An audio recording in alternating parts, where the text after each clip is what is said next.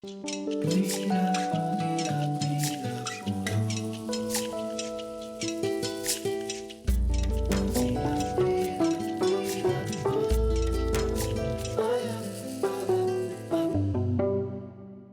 tempos em tempos, o mundo redescobre alguma obra-prima, algum gênio da literatura. Recentemente, um certo bruxo do Cosme Velho voltou a fazer um grande sucesso nos Estados Unidos.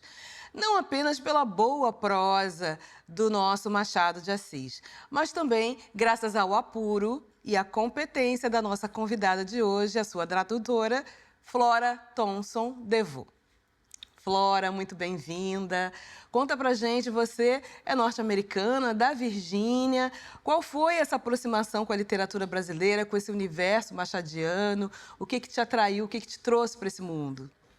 Em primeiro lugar, obrigada, Eliana. Um super prazer estar aqui. Eu estava pensando agora, esse ano vai fazer 15 anos que eu comecei a estudar português, que foi um acaso.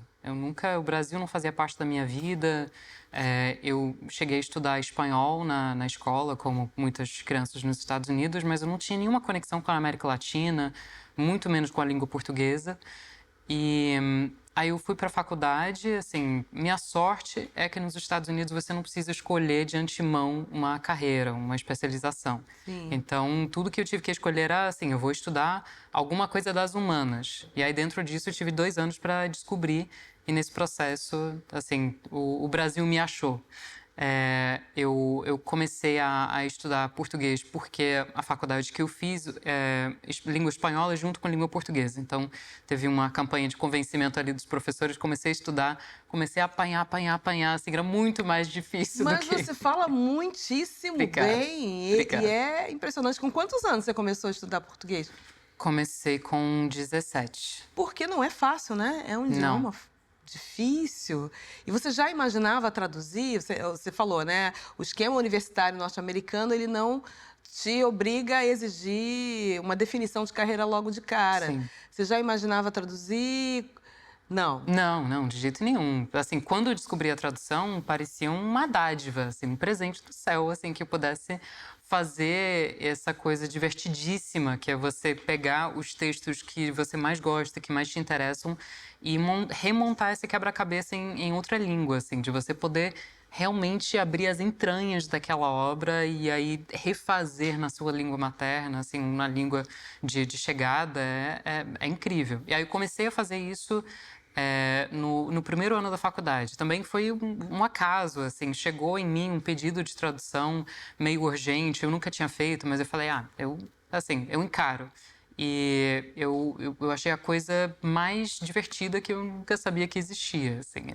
Pois então, porque o Machado, ele tem para o leitor, o olhar estrangeiro, um duplo desafio, que é o idioma português e também a época, né? A gente está no século XXI, com outros códigos, outras formas de falar, outras... eu acredito que a tradução, ela espelha também a época em que o tradutor está inserido, né? E você é fã do Brasil em coisas assim um pouco inusitadas, né? Música dos anos 30, enfim, como é lidar com essa linha do tempo e o idioma e esses desafios, essas barreiras? Eu adoro, assim, eu acho que o estudo da história é o melhor jeito da gente viajar no tempo, né? E eu sou uma inveterada viajante no tempo, assim. Minha relação com o Brasil sempre foi um pouco fora de esquadro cronológico, assim. Então, a primeira coisa que eu traduzi foram trechos da biografia da Carmen Miranda, do Rui Castro, assim, que foi esse pedido que chegou até mim enquanto aluna universitária, enfim. E aí eu não tinha, assim, uma vaga ideia de quem fosse a Carmen Miranda, mas não sabia bulhufas de música brasileira daquela época, todo aquele contexto. Eu fui me apaixonando por ela, por aquela música, pelo Rio daquela época. Então, de partida, eu já me apaixonei por uma cidade, por um mundo que não existia mais. E aí, desde então, acho que minha sina é peregrinar por esses mundos que não existem mais.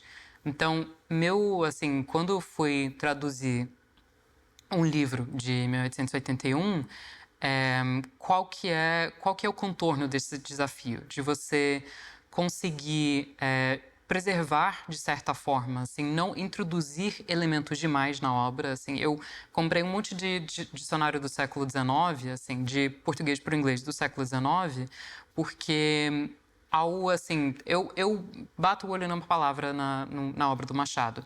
Eu penso numa série de possibilidades de tradução, mas às vezes as nuances das palavras que me ocorrem já são tingidas por uma vivência do século XXI que eu nem percebo. Eu nem sei o que eu não sei, nem sei o que eu estou introduzindo à obra, a minha revelia. Então, eu gostava de olhar esses dicionários para tentar pensar o que é que eles sabem que eu não sei, o que é que eles não sabem que eu não sei.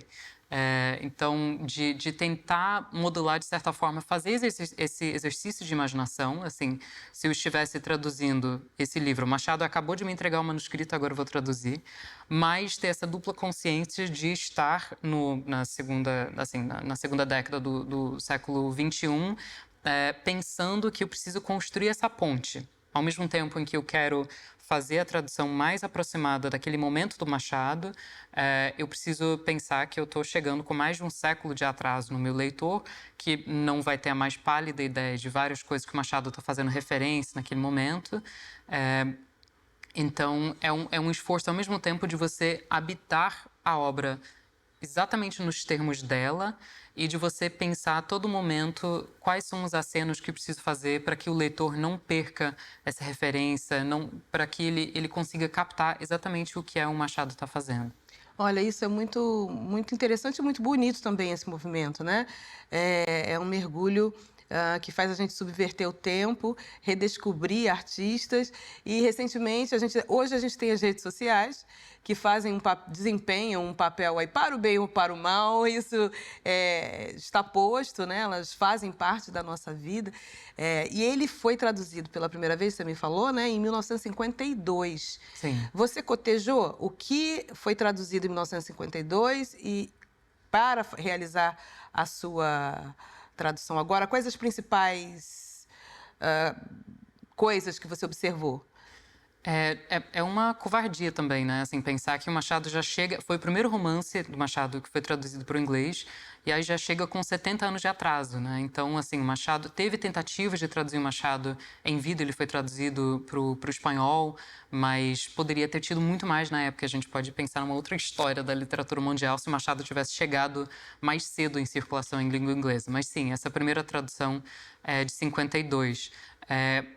Enquanto eu estava fazendo minha primeira versão, eu não olhei nenhuma, porque foram 3 traduções, na verdade, antes da minha. Teve de 52, teve uma que basicamente só circulou no Brasil, mas era uma tradução para o inglês, de 55, e teve uma dos anos 90, do Gregory Rabassa, que é assim, um dos tradutores mais ilustres da literatura latino-americana.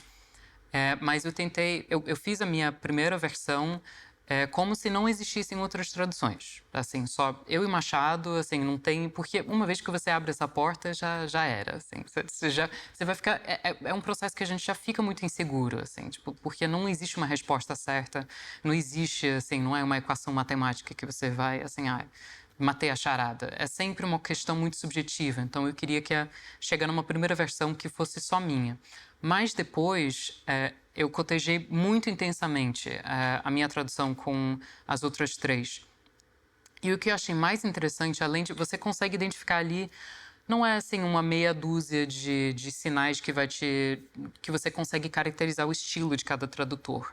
Você tem que olhar... São sistemas de escolhas, que às vezes são conscientes, às vezes são inconscientes. O Machado tem um jeito muito seco, muito, assim, o Brás Cubas não vai se esforçar minimamente para você entender a piada dele, né?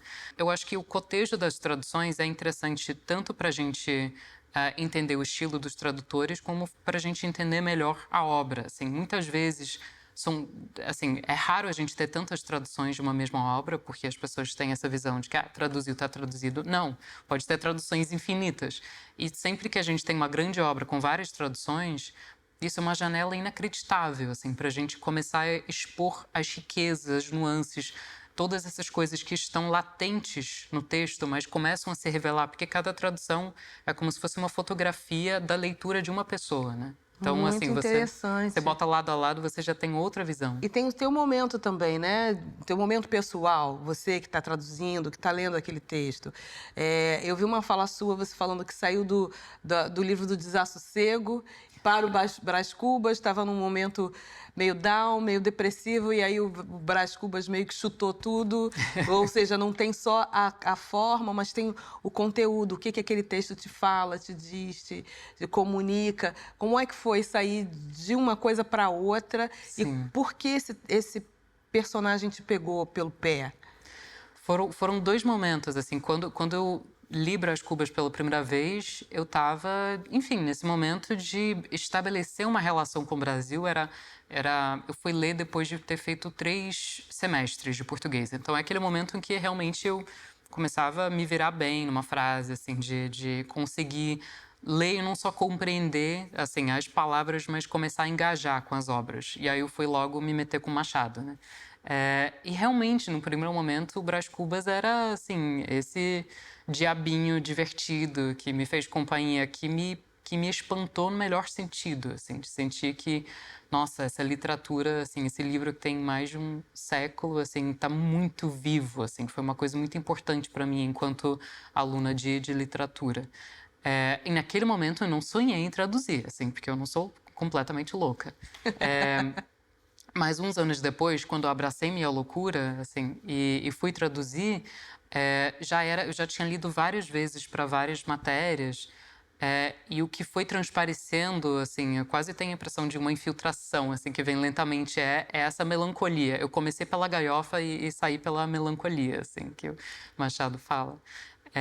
Então, esse lado muito escuro, muito doloroso, assim, daquilo que está nas entrelinhas, daquilo que o Brás Cubas não sente, mas o Machado sente dessa sociedade escravagista. Então, assim, a minha preocupação naquele segundo momento da tradução era de fazer com que os leitores, assim, o que está na primeira camada é o humor. Todo mundo vai perceber o humor, tem um hipopótamo falante, assim, isso não tem como passar desapercebido.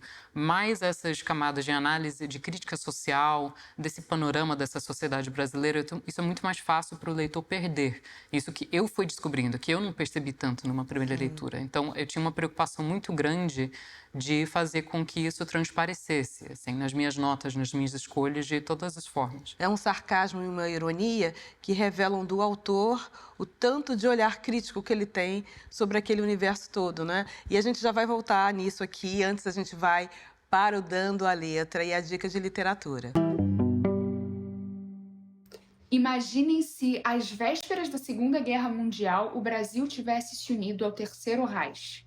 É sobre isso que fala o livro que eu vou indicar hoje, que é A Segunda Pátria, de Miguel Sanches Neto. Com uma narrativa muito envolvente, o autor ficcionaliza a nossa história, subvertendo tudo que a gente conhece, trazendo e imaginando como seria o nazismo se tivesse sido uma realidade no nosso país. Toda a história, apesar de parecer um exercício criativo do autor, muito distante da realidade, consegue ser verossímil em muitos aspectos, trazendo metáforas sobre racismo, sobre questões como a democracia e a nossa liberdade também. A Segunda Pátria é uma leitura provocativa, envolvente e que prende do início ao fim.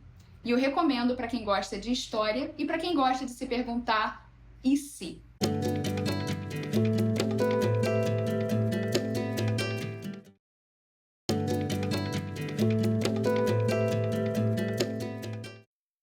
Voltamos com Trilha de Letras e a Flora Thompson, que traduziu Machado de Assis para o inglês. Flora, você já traduziu outros autores, né? Mário de Andrade, você tem uma paixão pela Clarice Lispector. A gente vê que o Brasil não é muito traduzido, principalmente para a língua inglesa. Isso por que acontece?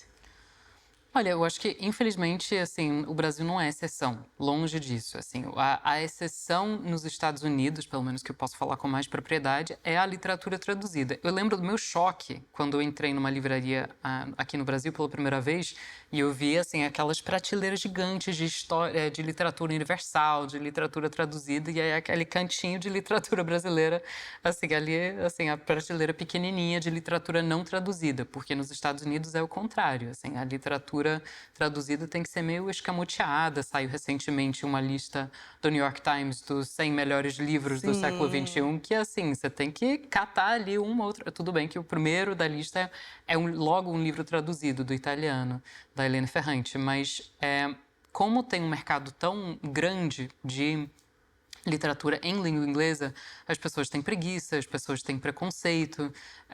É uma coisa que, ao longo de muitas décadas, ainda não entrou exatamente na corrente sanguínea, assim, no consumo dos leitores. Isso fala também de um povo que se tem como centro, né? Sim, com como certeza. centro do universo. Exato. A literatura universal é nossa. Pois é, recentemente tivemos Entre aspas, gente. os Jogos Olímpicos e os norte-americanos acham que vencer os Estados Unidos é vencer o mundo, né? Exato. O mundo está ali.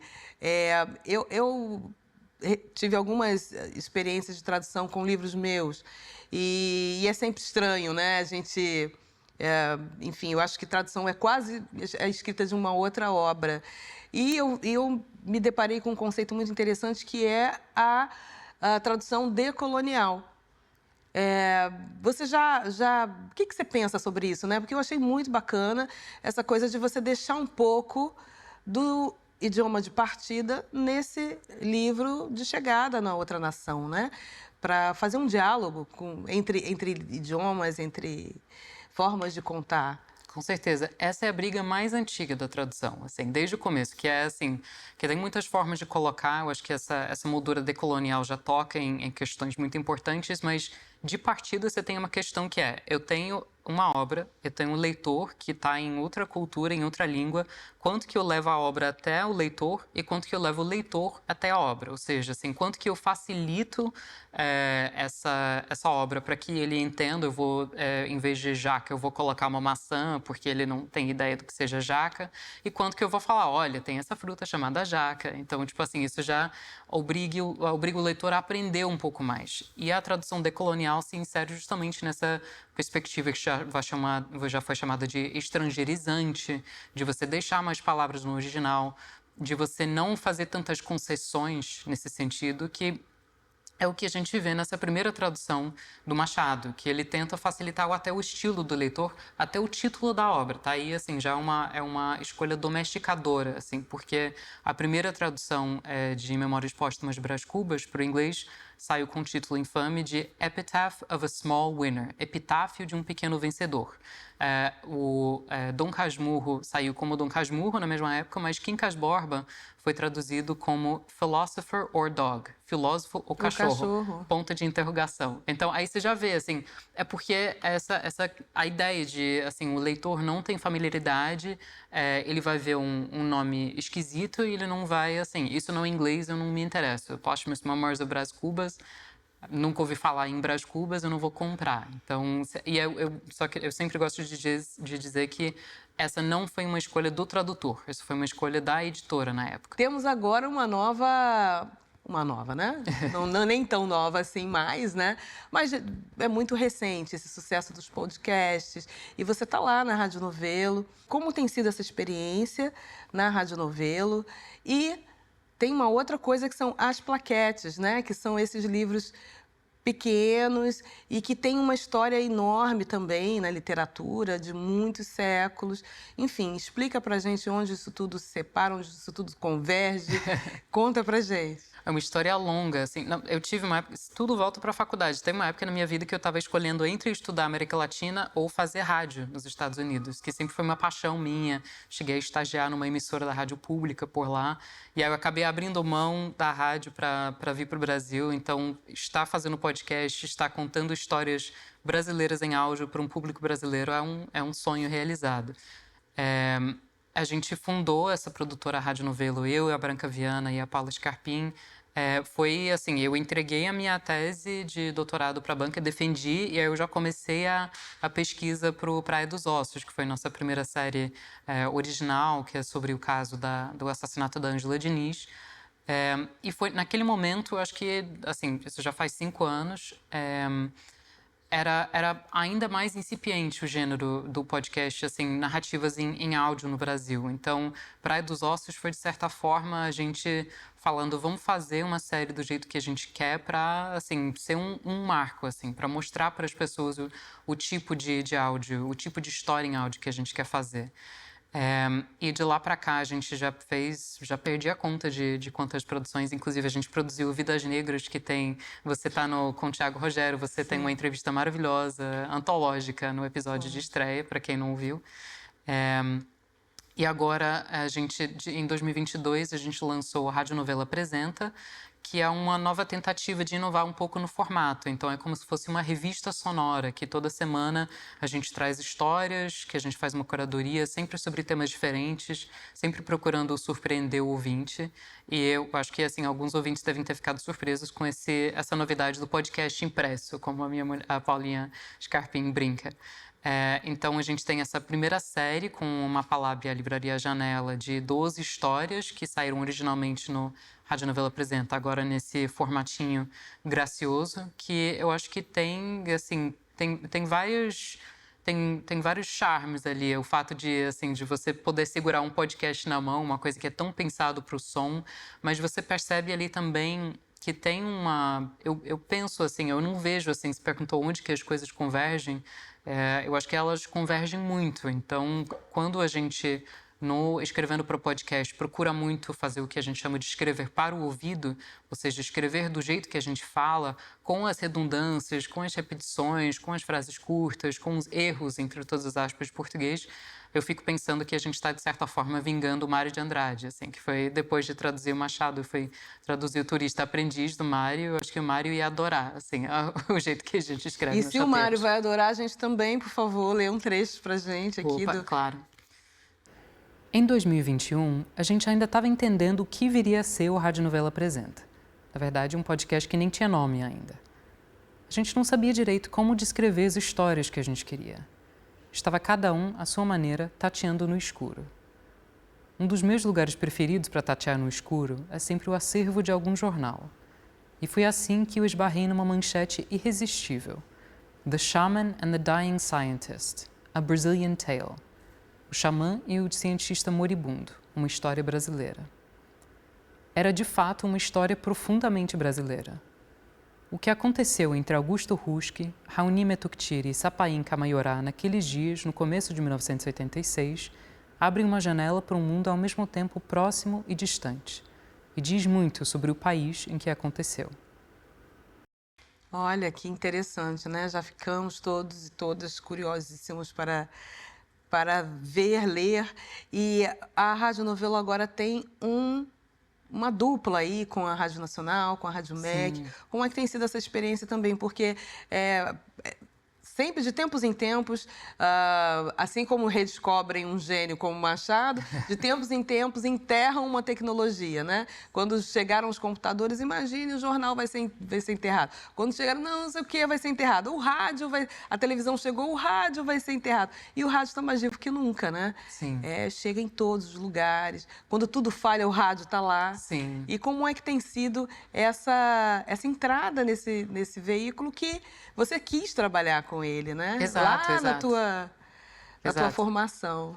Não, é maravilhosa essa possibilidade da gente poder pegar algumas produções da Rádio Novela e passar na rádio. Enfim, a gente tem esse nome e no começo a gente tinha explicado. A gente tem esse nome, mas é uma brincadeira com Rádio Novela, a gente não é rádio. Então, o fato da gente poder pegar essas produções e veicular na rádio para um público cada vez maior. A gente espera ir atingir um público que talvez não esteja tão inserido assim, no mundo dos podcasts. Isso é um sonho, assim, porque a gente quer fazer essas histórias para o maior público possível, realmente. Mas como é que você vê também essa redescoberta, né? De uma literatura, de uma outra forma de estar. A gente está muito viciado em rede, muito viciado em computador, enfim, né? Em smartphone. Mas eu acho que existe uma volta. Você tem essa sensação? certeza. Eu acho que eu fiquei super feliz, óbvio, com toda a repercussão do Machado nos Estados Unidos, com esse vídeo da Courtney. Mas uma das coisas que me deixou mais contente também foi de receber mensagens de várias pessoas falando: eu li Machado no ensino médio, não curti tanto, achei chato, não sei o quê, mas agora eu vou dar uma segunda chance. Então, assim, isso também é um sonho. Isso é um sonho porque a gente é diferente, né? Eu acho que eu sou de uma geração, primeiro, que conheceu o Machado branco. Deixei o Machado parecendo um Barão do Café, né? Com aquele visual de Barão do Café. E o Brasil, acho que cometeu durante muito tempo, não sei se é erro ou se é acerto, mas de apresentar muito cedo também, né? Essas obras para as pessoas. Nossa, isso aqui eu não quero mais saber, é muito chato. Mas aí você cresce e redescobre essas obras, né? Isso é muito bacana, muito interessante. O que te desafia ainda nesse campo da tradução? Nossa, tudo. Não, cada tradução é um sonho e um pesadelo ao mesmo tempo. Agora, particularmente, assim, o Rádio Novela Apresenta tá me deixando quase sem tempo para traduzir. Então, o maior desafio é justamente abrir esse buraco, assim, de ter essa calma, porque a tradução se faz com calma, com tempo, é um processo de fermentação longa. Eu acho que um dos maiores desafios para todos os tradutores, na verdade, é ter as condições, ter a capacidade de dar esse tempo que as obras merecem. Por isso, até que eu aproveitei o tempo do meu doutorado para dedicar às memórias póstumas, porque eu senti que ele merecia. Bom, te desejo muito sucesso e novas obras no Brasil, nos Estados Unidos. Sucesso para a Rádio Novelo. Leiamos Machado de Assis, não é? Leiamos, e leiamos por favor. literatura contemporânea brasileira também. Com certeza. Vamos em frente. Pessoal, o programa acabou, uma pena. Fiquem conosco na próxima semana. Se perdeu algum episódio, vai lá no Spotify, no YouTube. Estamos aqui porque Trilha é o caminho da literatura passa aqui na TV Brasil.